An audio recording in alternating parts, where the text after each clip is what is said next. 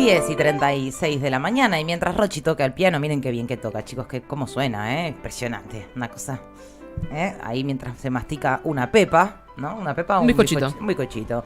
Siempre antes de entrar al aire se come un bizcochito o algo, es como... Y es que uno entra al estudio con hambre. Yo Con te quiero decir, hambre. Rochi, vos estás con campera, yo prendí el aire acá adentro. No me di cuenta. Pues sí, estábamos con Maru y yo le notaba a ella cómo le caía la gota y a mí me caía la gota porque verano, chicos, ya les dije, si te acabas de levantar, o sea, quien pudiera. Sí, Verano absoluto en la ciudad de Buenos Ya 20 Aires, grados. en algunos otros puntos del país, 20 graditos, sí, es que esto ya, bueno. Cuiden el agua, chicos, ya saben. Es la básica. Llegó el momento de mi columna, me autopresento. A ver. Olis, ¿por qué leemos los clásicos? Hoy más clásicos que nunca, pero antes quería comentar un poquito que ha finalizado la Feria del Libro y con ello mi robo permanente en esta columna, pero no sin antes robar un poquito más porque cerraron sus puertas el día de ayer con 1.245.000 visitantes aproximadamente. Si bien se encuentra un poquito por debajo de lo que había sido el 1.300.000 visitantes que había tenido su edición del año pasado. Bueno, es un número. Es un numerazo. Contó con 486 expositores, 1.483 sellos editoriales, la realización de 2.137 actividades culturales y la visita de más de 200 autores internacionales. Participaron más de 1.000 bibliotecas populares de toda la Argentina con una nueva edición del programa Libro por Ciento de la CONAVIP, que le mandamos un abrazo grande a la gente de la CONAVIP. Y también durante las jornadas profesionales asistieron más de 12.000 representantes de la industria del libro. La Feria del Libro sigue presentándose, por supuesto, como un gran hito cultural en la ciudad de Buenos Aires y en todo el continente americano, se puede decir muy tranquilamente, porque lo es. Si bien las ventas a nivel general, dicen, han subido, también hemos podido hablar, como me decías vos, Santi, más temprano, con algunos autores y autoras, editores y editoras independientes que un poquito más abajo que el año pasado. Sí, están un poquito más abajo que el año pasado, sí. Y bueno, cuando hablábamos de la complejidad del papel, sepan que se registraron cerca de 30.842 kilogramos de libros. Wow. Me encanta ese número. Me gusta que lo miren en kilogramos. Y Es bueno, como... el papel se vende así que, ¿qué decirles? Bueno, nada, simplemente eso, que ha finalizado la Feria del Libro, la despedimos hasta el año que viene, si Dios quiere, solo si Dios quiere. Y como les comentaba en la apertura de este programa, el día de hoy se cumple un aniversario de aquel 16 de mayo del año 1926. Tranqui, acá das poquito. Para atrás nos fuimos un poquito, en donde se publica Don Segundo Sombra, definida como una novela rural, escrita por Ricardo Giraldes, publicada, como dijimos, en el año 1926, y que se mete en un tipo de literatura que se llama literatura gauchesca, de la cual su mayor exponente y su máximo exponente que podrán conocer ha sido el Martín Fierro. Mi pregunta para ustedes es, ¿les tocó leer Don Segundo Sombra en el colegio? No. Sí No. hablamos sobre, pero no lo leímos. Sí leímos el Martín Fierro.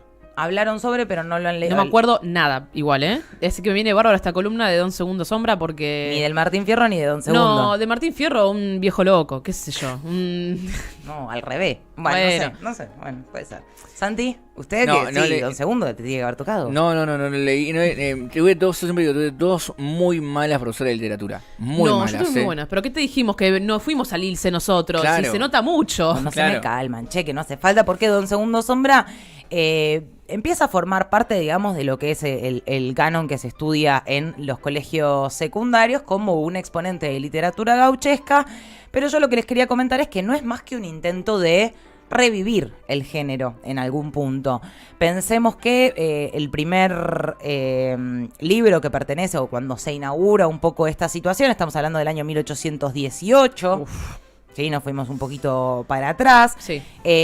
Luego podemos hablar de lo que fue 1845 con el señor Don Domingo Faustino Sarmiento, con su obra El Facundo, que contribuyó en Esa parte. sí la vimos. No es literatura gauchesca de por sí, pero sí analiza al gaucho como sujeto en algún punto, entonces es importante. O sea, imagínense, empezamos 1818, 1845 Sarmiento, en 1866 con Estanislao del Campo, ¿por qué? ¿De dónde va a ser? ¿De dónde va a ser? ¿De si no del dónde va a campo? ser un gaucho del campo? Con su obra Fausto, que Sí. bueno, ya trata de un gaucho un poco más moderno, un gaucho que aparece en la ciudad de Buenos Aires y visita el Teatro Colón. Bueno, Y es la conversación entre dos gauchos, uno que se vino a Buenos Aires, a Capital, al Teatro Colón, y el gaucho de la provincia de Buenos Aires, porque recordemos también que la figura del gaucho que se manifiesta en todas estas obras es el gaucho de la región pampeana o la región rioplatense, ¿sí? Es el gaucho que uno encuentra en La Plata o en La Plata. En La Pampa o en la provincia de Buenos Aires o hasta en Uruguay, ¿no? Es como una cuestión ahí más si más se quedan medio en el compartida. medio, como no se van ni muy arriba ni abajo, digamos. Totalmente, y es una figura y es un ícono quizás que se genera a nivel nacional cuando realmente la pertenencia de este sujeto es bastante específica de esta región de la que estamos hablando, sobre todo, bueno, después lo que fue la conquista del desierto. Retomando un poquito la cronología de la que veníamos hablando, hacia finales de 1872, un tal José Hernández publica un folletito que dice la vida del gaucho Martín Fierro. Y empieza a publicar por entregas esta situación que termina teniendo, por supuesto, en 1879 su vuelta, su segunda parte, digamos. Tenemos la ida, que fue por entregas, y luego del gran éxito que tuvo esto, bueno, se escribe la vuelta del Martín Fierro. Y un poquito de esta ida, esta vuelta y de Don Segundo Sombra es lo que quería traer a la mesa, porque si bien en todas estas obras que venimos mencionando se pone el eje en esta figura del gaucho, que en 1872 tiene su exponente con el gaucho Martín Fierro, imagínense que estamos hablando de Don Segundo Sombra en 1926. Claro, ya la había repegado el Martín Fierro y ahora es como, bueno, vamos a retomar este género, lo que decías vos. Y además de que la había recontrapegado, vamos a decir que el gaucho que se describe ya había dejado un poco de existir. ¿Quedó medio en el tiempo? ¿En Don Segundo Sombra, decís? En Don Segundo Sombra definitivamente, y cuando se escribe el gaucho Martín Fierro tampoco esa figura del gaucho existía ya. Era una evocación a una figura que había pasado, y ahí se ve también su entronación. Vamos a decir la verdad, el gaucho estaba mal visto, el gaucho era malevo, el gaucho era vago, el gaucho era aquel que vivía por fuera de las normas, que ya se había bruto, quedado como una cosa así medio grotesca. Que se habían ocupado de utilizarlos como arma de guerra para lo que fue la conquista del desierto, y habían quedado realmente muy pocos. Sí. Y muy dañados también. Muy dañados. Súper dañados. Y así empieza un poco el Martín Fierro. Sí. Él está solo, él está por fuera de la ley. Sí. Él es un malevo que intenta de alguna manera llevar adelante su vida. Le van a ir pasando cosas durante la ida. Va a tener encuentros con otras figuras que también se manifiestan en este tipo de literatura, que es por un lado el indio, ¿no? Por un lado el habitante originario de las tierras, que también es visto por el gaucho como un peligro, y también por el citadino, que también es un peligro para el gaucho. El gaucho está amenazado, digamos, por todos lados.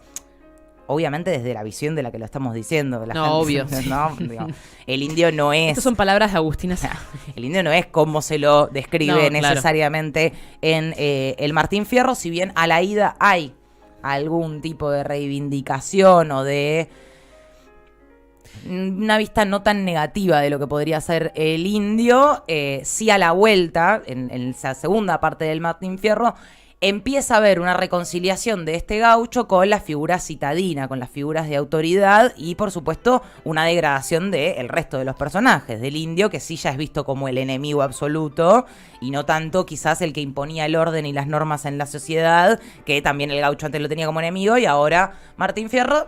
En ese momento es el que, claro, que arranca toda la idea de civilización versus barbarie, o es un poquito más adelante, o un poco civilización más versus barbarie es un poquito más atrás, claro, es con Sarmiento. Claro. Es justamente con el Facundo. Facundo. Con el Facundo, civilización o barbarie, en donde también se representa el gaucho, bueno, se representan los 4 tipos de gaucho en el capítulo 3, si no me equivoco, del del Facundo, gracias.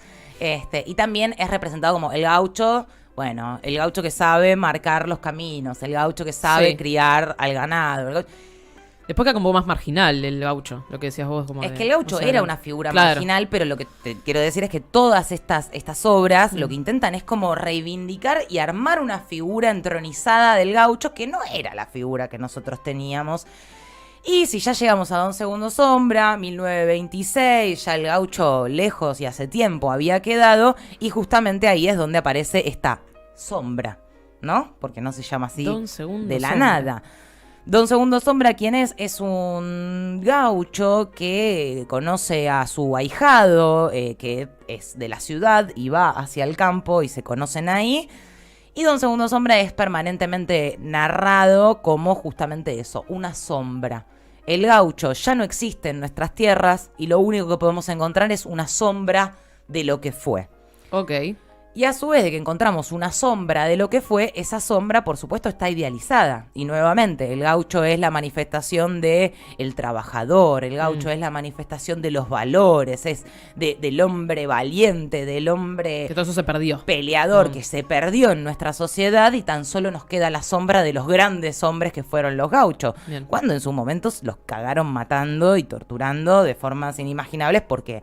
justamente eran todo lo contrario. Entonces era un poco eso, pensar cómo la figura del gaucho a través de la literatura gauchesca ha ido tomando distintos roles y de Sarmiento en adelante se lo ha tratado de limpiar, se lo ha tratado de limpiar su figura, se lo ha tratado de identificar con los grandes valores de la sociedad que se pretendía, cuando la realidad estaba bastante alejada de todo eso. El gaucho tampoco ya no existía directamente, también es más fácil, por supuesto, entronizar al que ya no está.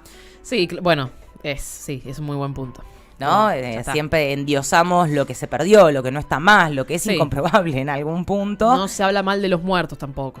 Exactamente. Y así es como también ingresa a la literatura de las escuelas toda esta figura, y así es como nos sientan en un colegio a enseñarnos las grandezas y las bondades de las sociedades del pasado, cuando siempre hay que tratar de mirar las cosas con otros ojos, tratar de ubicarse un poco más cerca del lugar, y quizás si uno va haciendo esta historia y va yendo un poquito para atrás, te vas dando cuenta, bueno, pará, siendo un Segundo Sombra, el gaucho era todo lo bueno y todo lo hermoso. Porque el Martín Fierro al principio era un outlaw, una persona que está por fuera de la ley. ¿Por qué si empieza siendo una persona que está fuera de la ley, termina amigado con... las autoridades locales y con el hombre blanco, por supuesto, y asesino de indios? Porque si nos vamos cada vez más para atrás, vamos teniendo una figura más parecida a lo que era el gaucho, y si nos vamos más para adelante, de pronto todo tenemos... claro, sí. Y porque un niño que no habita La Pampa o la provincia de Buenos Aires o la ciudad de Buenos Aires o la región rioplatense aprende como símbolo nacional a una figura que nunca estuvo presente en sus tierras, ¿no? Sería una pregunta válida para hacernos. Todas esas preguntas a mí me parecen sumamente interesantes. Me parece que es importante leer estos libros para hacernos estas preguntas precisamente. Y hoy sí quise contestar a la pregunta de por qué leer los clásicos.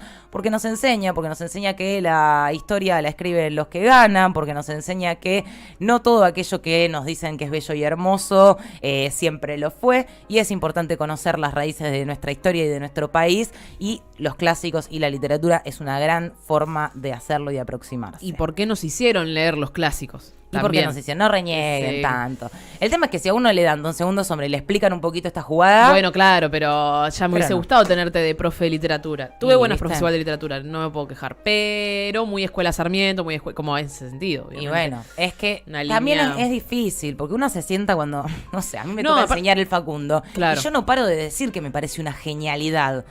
Pero a veces... pero podés... No, podés estar como... Esto es un pedazo de obra maestra, pero miremos qué es lo que se contiene. Claro, sí, un análisis un poquito. El tema es que ahí también respondés, o sea, no es culpa tampoco de los docentes, obviamente, sino que hay un programa, hay una planificación y hay algo que tienen que meter obligadamente, que a veces puede estar de acuerdo o no, y bueno, nada, cosas. Pero una de las hermosas patas que tenemos dentro de nuestra literatura, que además muchas veces escrita en en verso, digo, que tiene rima, que se puede cantar, que me parece que hace mucho a la identidad nacional en ese sentido. Don Segundo Sombra ya está más escrito en prosa, ya. Como que hasta que pierde todo eso, si querés que te lo diga.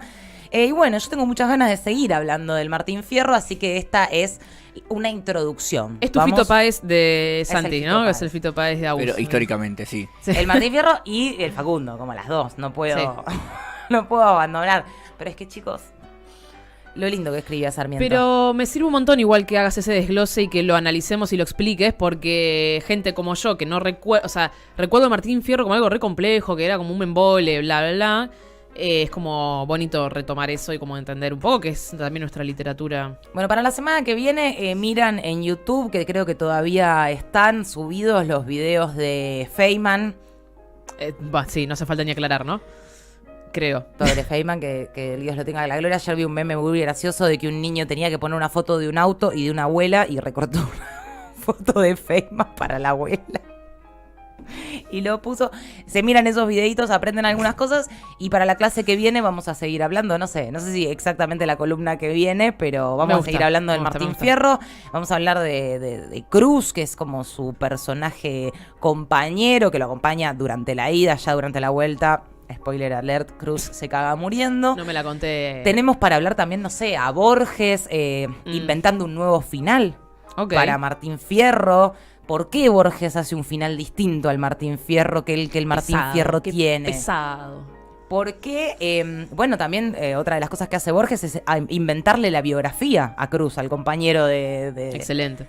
de Martín Fierro, y explicar por qué Cruz se comporta como se comporta en el Martín Fierro a través de otro cuento distinto y una vida que Borges imaginó era la vida de él. Bueno, tenemos para desatar y para desandar al Martín Fierro y lo vamos a hacer. Y las columnas que sean necesarias, chicos. Eso. Civilización o barbarie será